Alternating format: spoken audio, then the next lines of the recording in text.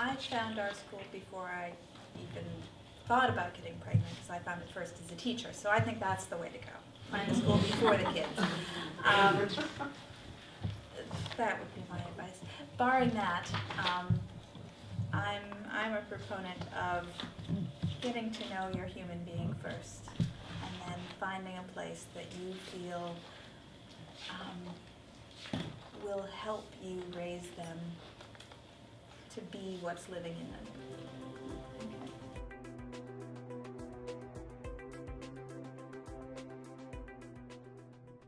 Well, observe and take a look and see if the kids are engaged, if they look to be happy, if there's respect shown between the teacher and the students and among the students. Look to see if there's a sense of community. So these are things that will help you get a feel for the spirit of the place, but also if your child, if they were to attend, if they're respected and able to have a voice to express themselves and not just be directed. I think it's important to ask about the curriculum, obviously, what's available. If my child is, as John said, you don't know, as far as I see it, when your children are young, they're surprise packages. These little presents are going to be opened as you go along, and you're going to discover, as they discover and explore, what really speaks to them, what their passions are. So I think it's good to explore with your schools what is available in all different dimensions, whether it be in athletics or the arts or academics. And you want to just have a sense of what the school has to offer overall. And the biggest thing I would encourage is that you do your homework and due diligence to visit different schools. You may not know that a school will speak to you unless you go see it and feel it and ask these questions. So don't limit yourself, and spend the time, take the time to open up your ideas to explore. And you may be surprised there's something that definitely comes out to let you know that, wow, this might be the place for my child. I never even thought about it.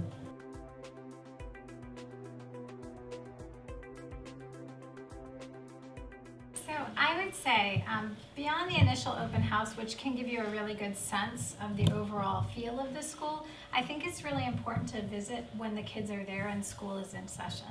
Because then I think you can see the real work that they're doing, and I think you can measure that level of engagement that you spoke of. Additionally, a lot of schools have great community events that are really fantastic to go and visit and be a part of.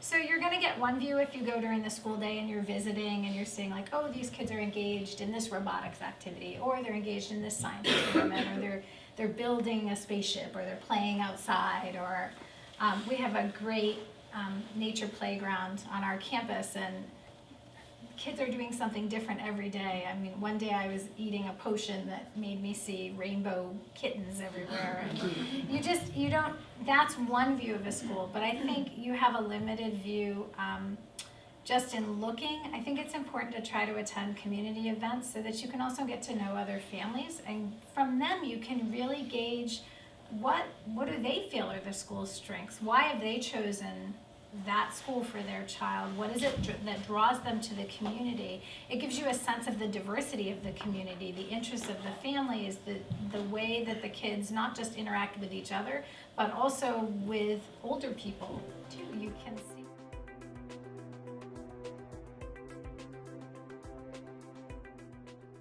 Yeah, at the core of our program, especially in lower school, is instilling the values that are so important to us: kindness and community. And so that's a big part of the beginning of every school year, is community setting within each classroom and within each division. So in lower school, every grade starts out some type of a community building theme. We use thematic social studies units that then inspire reading, writing, and math. And so, it's houses and homes. It's all about me, getting to know one another, respecting each other's voices and where one another is coming from, appreciating the diversity in the community within our school and around us. But more specifically in lower school, we use a program called Second Steps. And so it's a conflict resolution, problem solving program.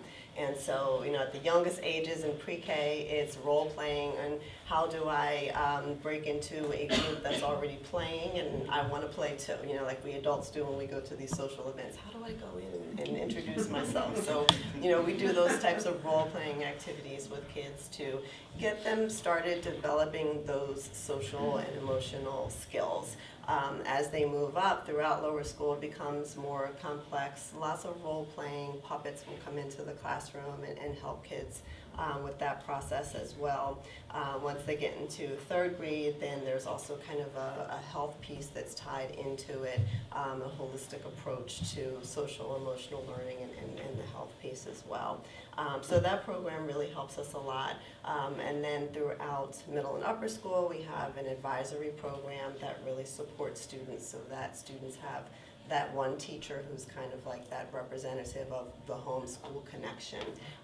And so, in fifth grade, when you're starting middle school, it might be, I just can't ever get that locker combination right, and who's going to help me to, maneuver through this very important piece to me through my day, up to selecting elective courses and getting ready for college. So it's different in each division, but that Second Steps program is something we really like in our lower school.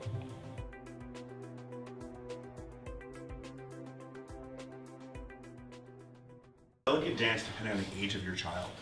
The youngest I ever had a child choose the school was a boy going into first grade. That was interesting. That was unusual. Usually it's older children who are having more of a voice in the process.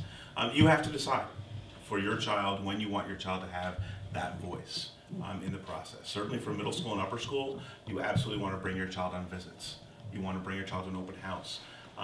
You want to have that child have experiences at that school, and you want to have discussions with your child about how is your school different from the school? What are the things you're looking forward to being different maybe? What are the things you don't want to be different? For younger children, it's a different story. Some children are more able and more mature at a younger age to be part of that process. Some parents are more open to input from their children. You have to decide what's right for your family. But your child is going to have individual experiences in all of the admissions processes at our schools. And they are going to come and talk to you about that, right? And that's going to be part of your feedback. Did your child like it at the school? But I would also encourage you, if your child is less positive about one school, ask the school what happened. Because sometimes the youngest ones are not the best self-advocates. And you want to find out from the school's perspective, if the child comes back and says, what happened? Right?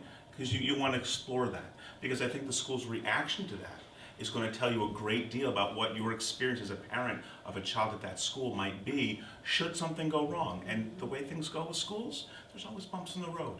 And you want to have a sense of how the school is going to help you handle that bump.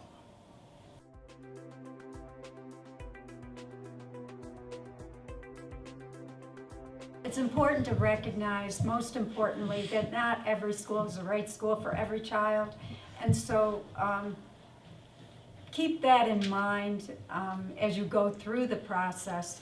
I think we're all in the same place as the parents and the schools to try to help through this admissions process to determine if we're the right school for you, if your family's the right match for the community, but most importantly for you to determine, does it feel right? And is this the place that's going to serve us?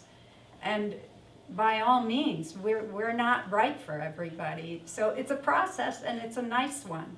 It's one, that's another reason to explore. So if you're going to be looking for your 3 or 4 or 5-year-old, it's good to start early. Go to some open houses a couple years ahead. Start to whittle through it and feel it out so that maybe by the point at which you're going to make a move, you don't have to go to look at 10 schools, excuse me, You might have 3 schools in mind, and that's going to make it easier for you and less costly.